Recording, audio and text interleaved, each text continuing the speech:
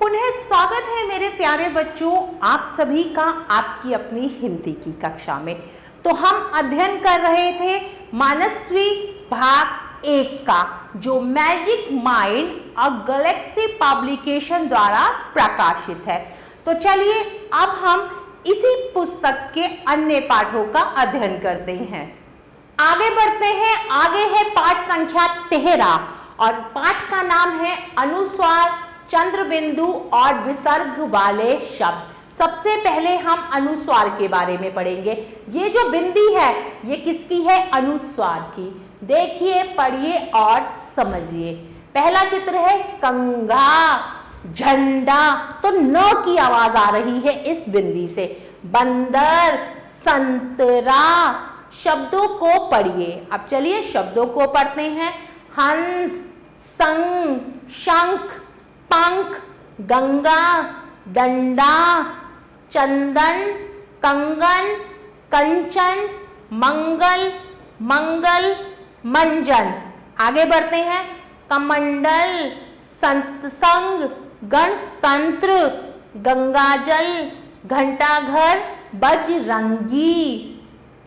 बोलकर पढ़िए। अब हमें बोलकर पढ़ना है।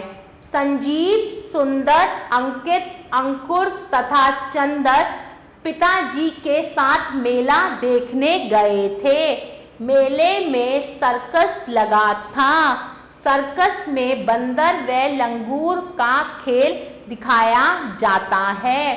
पंडित जी की बेटी चंचल व रंजना भी मेले में जाना चाहती हैं। चंचल मेले में से कंगन व शंख लाई। उनकी माता जी पंजाब की रहने वाली है। कहाँ की रहने वाली है?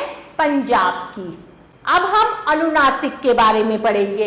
ये जो चंद्र बिंदु है ये क्या है? अनुनासिक। देखिए, पढ़िए और समझिए। ऊंट, आंख, कुआं, तांगा। शब्दों को पढ़िए। अब हम शब्दों को पढ़ते हैं। मूछ, दांत, गांव, कांच, झांसी, चांदी, आंधी, फांसी, आंवला, सावला, हंसना, आंगन, चहुमुखी, महंगाई, हंसमुख, चांदपुर, अंगड़ाई, लंगड़ाती। बोलकर पढ़िए। अब हमें बोलकर पढ़ना है। सावली का घर गांव में कुएं के पास है। किसके पास है? कुएं के पास। गांव के सभी लोग वहां से पानी भरते हैं। कहां से पानी भरते हैं? कुएं से। कुएं के पास किसी ने कांच गिरा दिया। क्या गिरा दिया? कांच गिरा दिया। कांच सावली के पैर में लग गया। वह घर तक लंगड़ा कर गई। माँ ने सावली के पांव में लगा घाव देखा। माँ टांगे में बैठकर गांव के डॉक्टर के पास ले गई। किसे ले गई? सावली को। टांगे वाला हंसमुख था। उसने सावली को बांसुरी दी। क्या दी? बांसुरी। अब हम विसर्ग के बारे में पढ़ेंगे। ये जो दो बिंदी है ये किसकी है? विसर्ग की। देखिए, पढ़िए और समझिए। प्रातः, नमः, तपः, दुख है। शब्दों को पढ़िए। अब हमें शब्दों को पढ़ना है। अतः, पुनः, प्राय, तपः, अंतः, फलतः, मूलतः, अंतः, स्वतः, क्रमशः, निःशुल्क, दुस्साहस, प्रातः काल, अंतःकरण। बोलकर पढ़िए। अब हमें बोलकर पढ़ना है।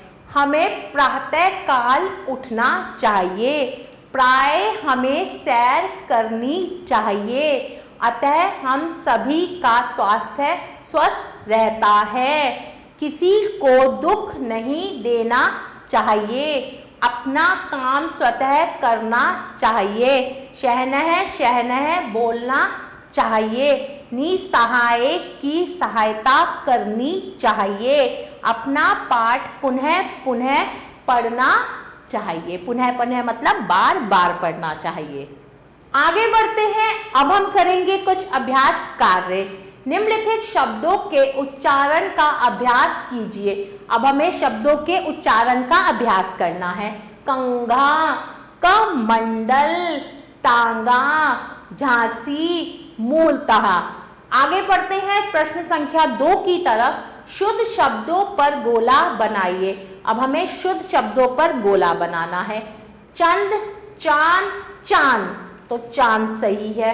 अंक, अक, आख, गांव, कुआ, कुआं, कुंगा, तो कुआ शब्द सही है।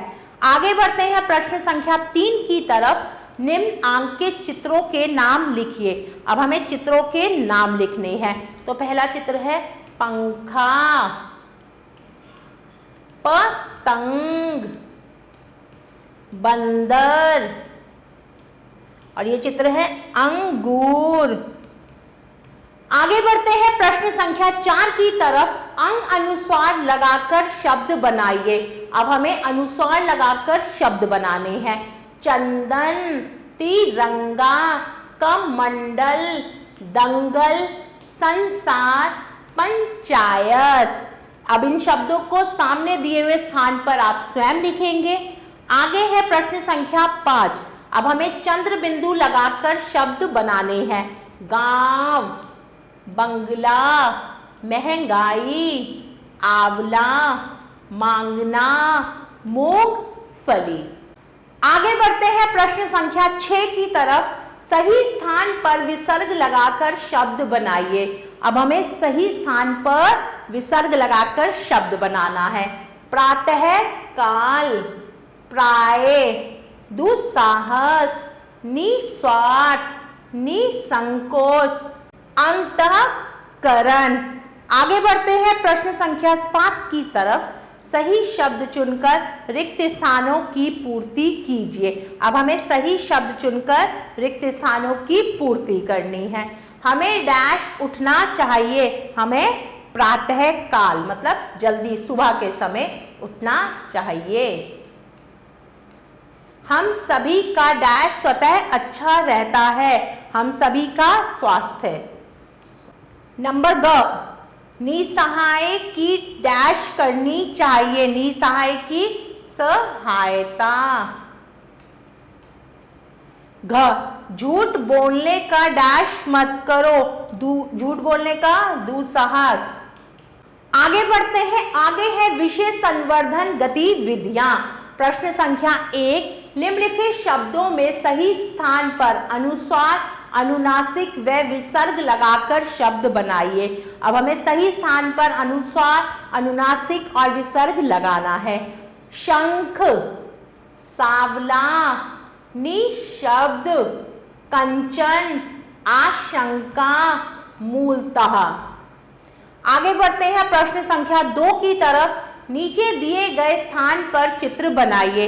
अब 2 स्थान दिए हुए हैं। यहाँ पर आपको हंस और बांसुरी का चित्र बनाना है। प्यारे बच्चों, आशा करती हूँ मैंने जो आपको पाठ पढ़ाया आपको अच्छे से समझ आया होगा।